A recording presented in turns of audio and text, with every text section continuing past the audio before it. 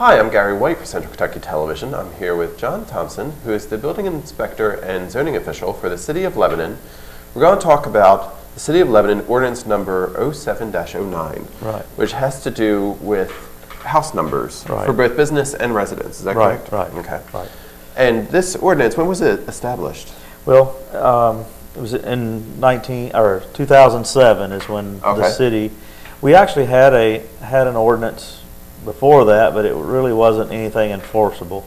So in 2007, we realized the need to get house numbers on these houses and well, businesses as well. Mm-hmm. And so they went in and wrote an ordinance that has a little more body and teeth into it for enforcement, and it really hasn't been a big issue up until the last couple of years. We've been working on the E911 compliance, and this was one issue that came out of that is making sure all structures had their numbers on them.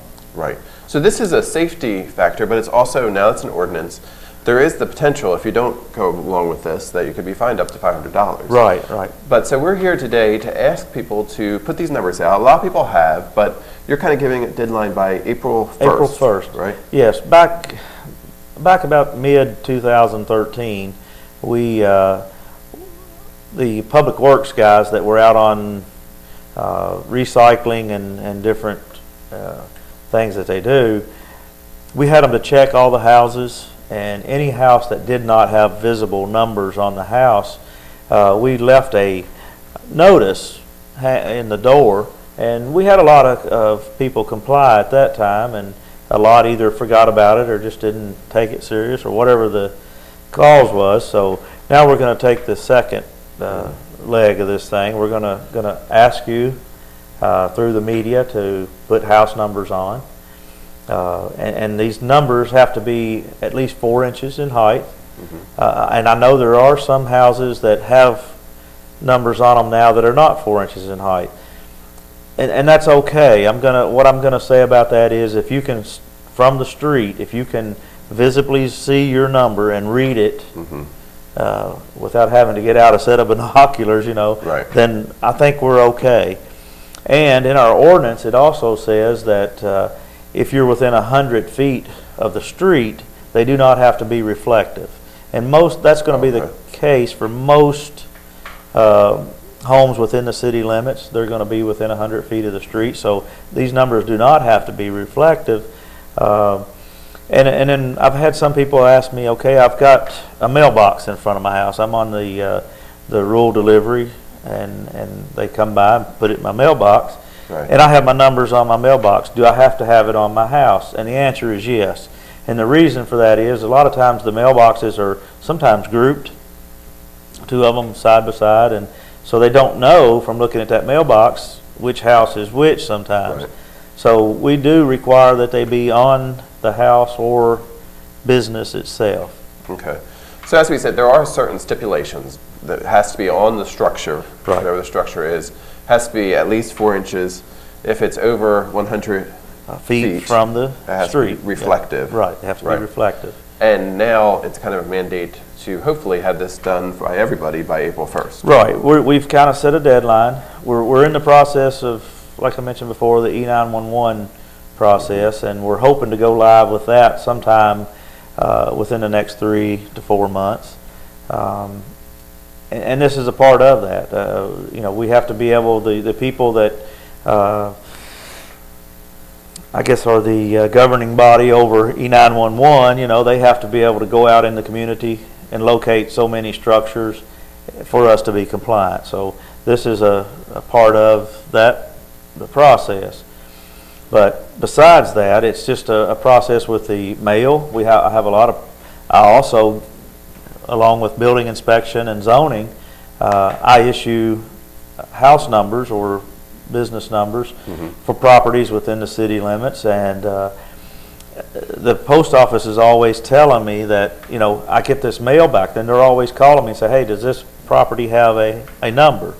And yes, it does, or no, it doesn't. If it doesn't, I go out and give them one. If it already has one, the problem is they don't know that. You know, back years ago, everybody knew everybody. The mail carriers had been there for a long time. They knew who lived at these residences, and they just delivered their mail.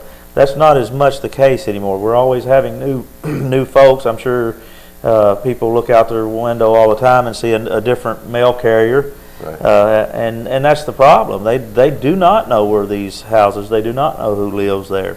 Right. So it's more important now than ever to get your numbers on these houses so they'll know where you are. Right. Because it would be a sad thing, you know, and I've used this several times. It'd be awful sad to be laying in the floor of your house with a broken leg or having a heart attack and hear an ambulance coming, and because you did not have your house number on, they drive right on past you because they didn't realize that was the house that you were in. So that's your property. Right. So it's not only to help identify where you are for E911 purposes. That's the main thing. But it does help you as well as mail service. Right. So there's several reasons. Right. Security several and reasons. safety is one of the reasons for it. Well, yeah, and like you say, security. If you call the police and say, "Hey, there's someone in my home," you know, chances are, if the police drive by and they can't read your house number, they may pass you up until they finally narrow it down to which house where it is that you're calling from. So. And as we said, we're asking for everybody within the city limits to comply with this by April 1st, because it is an ordinance that has been passed by the city, and there are some potential repercussions if somebody does not do this. Right. So you can tell us a little about that. April 1st, like I say, is our deadline. After April 1st, if you have not put your numbers on, well, you can probably expect a letter from me stating that fact, that you haven't posted your numbers, and what the possible fine will be. We'll make every effort not to do that, to fine anybody, but that may be the final steps. And I do want to mention, since we're talking about just the city, but this is actually something that's happening in the county as well. Right. The county has just now developed an ordinance that says you have to have your numbers posted somewhere on the property. And the county, having a lot more homes that are back off of the road, theirs is more out at the mailbox or out at the front of the property. So it's not just the city, it is the county, and the county you can contact the county judge's office. They're in the process of ordering some numbers.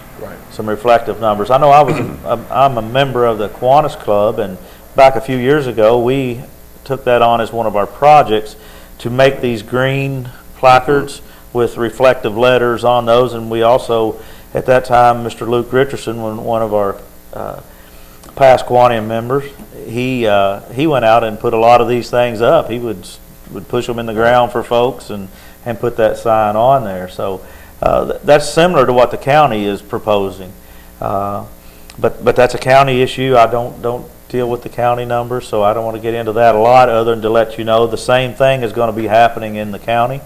They will be requiring that you get those house numbers posted, and so it's in the city has their ordinance. The county has just got their ordinance. We're looking hopefully to have this done by April 1st. If anybody has any questions or needs some help in figuring out how to get this accomplished, they can contact John. They can contact me, right. Okay. It's at City Hall, and that number is 270-692-6272. And be glad to come out and look at your house, the placement of your numbers. That was what I had something on my mind there a second ago, and I couldn't think of it. I was going to say there is actually a location for posting these numbers, and the ordinance actually says 10 feet of the front door. Okay. Now, I know there's a lot of houses that I go past and I had a lot whenever we put these flyers out, call me and say, well, mine's on my garage of the house or somewhere, and it wasn't necessarily close to the front door, but as long as it's visible from the street, I'm good with it, because that's better than not having it at all. Right. As long as it's able to be seen. Right. Yeah. Right. Great. And again, contact John Thompson here at 270-692-6272 if you have any further questions, and hopefully we'll get this all accomplished by April 1st, right? All right. I thank you, Gary, and I thank the public for their cooperation, and I know it's going to be better for everybody. All right. Thank you very much. All right. Thank you. This has been Gary White, presenter of Kentucky Television.